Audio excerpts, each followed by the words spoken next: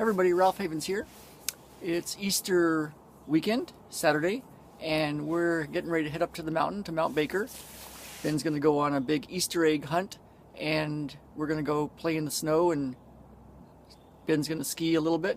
So as I'm waiting for everybody to wake up this morning, and I'm out here just hanging out, I had a few thoughts that I thought would be cool to share. You know,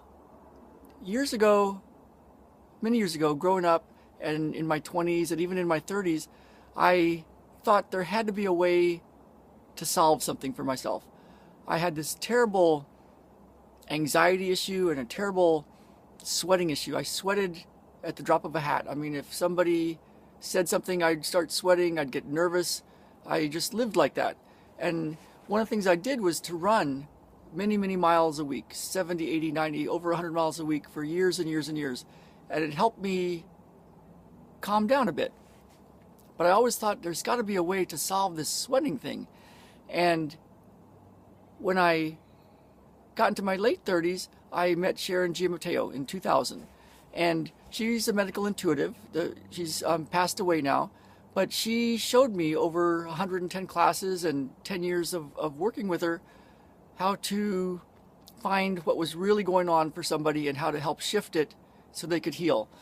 And I solved my sweating issue and my anxiety issue. And now I can be around anybody I want and I can do anything I want. And I'm excited, but I'm not full of anxiety and I don't have the sweating thing going on. Along the way, I also solved my teeth issue. I always had, since I was a kid, many cavities and all sorts of dental stuff. And getting all this handled for my anxiety also cleared up my teeth. And so now it's been 20 plus years and I haven't had any cavities, haven't needed to go get anything done dental wise. And so that's shifted for me. Now, when I was in my, I guess it was in my 40s, I thought, things had passed on by and I wasn't going to have a family.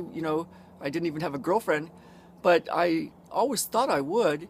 And then Jen showed up, and now we have Ben and Baden, and all these things have come to pass. When I was in my teenage years in Texas, West Texas, I always thought I would live in the Pacific Northwest. I just knew it. But there I was in San Diego for many, many years with a successful practice, and I thought, well, I guess I'm not going to do that. But I always had that dream, and although I wouldn't have wanted it to turn out the way it turned out as far as like what I had to go through to get up here, I got to live in the Pacific Northwest. So this morning, Easter weekend, my question is, what's your hopes and dreams, and what, if solved for you, would make all the difference in your world? You might want to consider some of the things that have already happened for you and things that you've already gotten throughout your life that you had wished for and have come to pass. And then one of the big ones, of course, is Jesus. Whether you believe that story or you don't believe that story, it is a great story. His followers were watching him heal people, and he was feeding people, and he was telling great stories and parables, and people were having this amazing time with him. And then he was, persecuted, put on the cross, and he died a very desperate kind of way. And his followers just imagined what they must have felt, when he was gone. But then, of course, the story goes that on Sunday he rose from the dead and then showed them the way.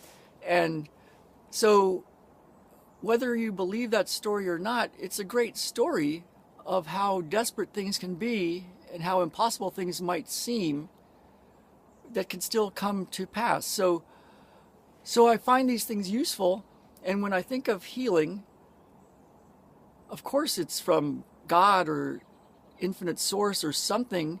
It's like there's a friend of mine, one of my teachers said, there's a joke about God and a scientist are having a discussion, and the scientist is saying, oh, well, I can create life too, God. And so God says, well, let's give it a try. So God takes some dust, some dirt, blows some air into it, blows life into it, and then there's life.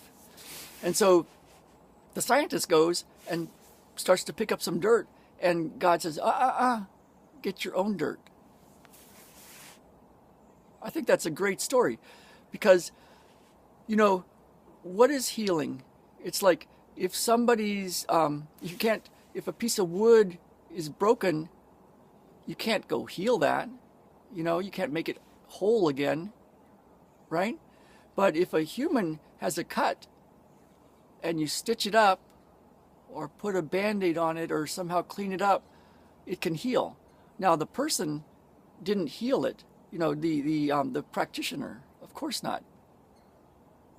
But some force did that. And so I believe there's a infinite source, God, and that's what's really doing the healing. But it's cool to be part of all that. And so I'm kind of going round and around, lots of thoughts coming in this morning. But if things like that are possible, then what's possible for you? And I'd love to hear what your hopes and dreams are, and what things, if solved for you, would make a big difference in your life. And also just what you've seen already so far. Like, what's been things that seemed impossible, or just like not sure if it would ever come to pass, and has already come true for you. So just some thoughts for this morning, Easter weekend, and I hope you guys are having a great weekend. Let me know if you have any questions or comments. I'd love to hear from you. And if you want more information, there's always links in these videos, so you can look for those.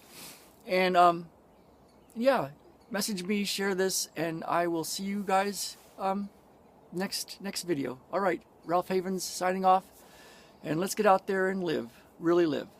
All right, bye now.